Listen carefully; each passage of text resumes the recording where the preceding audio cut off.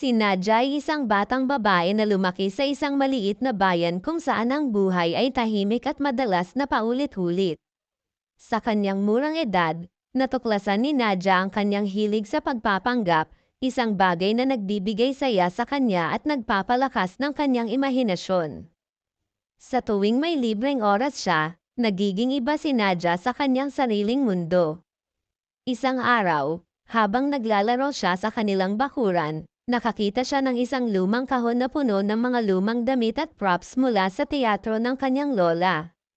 Mula sa mga paboritong gown ni Lola hanggang sa mga kumpletong costume ng mga karakter sa teatro, nagkaroon si Nadia ng inspirasyon. Nagpasya siyang lumikha ng isang sining ng pagpapanggap na sulat.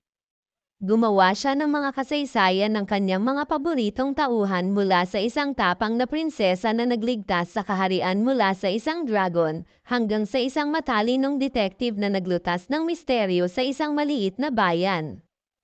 Pinilit niyang isalaysay ang mga kwentong ito sa kanyang mga kaibigan sa eskwelahan, kung saan sila ay nakikipaglaro sa kanya. Lahat sila ay humanga sa kanyang kakayahan na magpanggap at lumikha ng kwento. Sa bawat pagkakataon, ipinapakita ni Nadia ang kanyang kakayahang maging iba't ibang tauhan na nagpapalutang sa kanyang creativity at likas na talino sa pagpapahayag. Ngunit hindi lamang ang mga kaibigan niya ang humanga sa kanya, pati na rin ang kanyang mga magulang ay nasanay sa kanyang pagganap sa iba't ibang role. Binibigyan siya ng mga espesyal na pagkakataon sa mga espesyal na okasyon, at bawat pagganap niya ay laging kinikilala at tinatangkilik. Isang araw, inanyayahan si Nadia na mag-host ng isang maliit na teatro para sa kanilang bayan.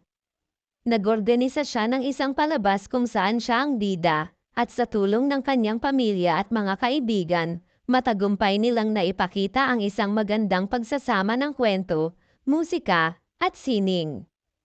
Dahil sa kanyang pagmamahal sa pagpapanggap, si Nadia ay hindi lamang isang simpleng batang babae na mahilig maglaro.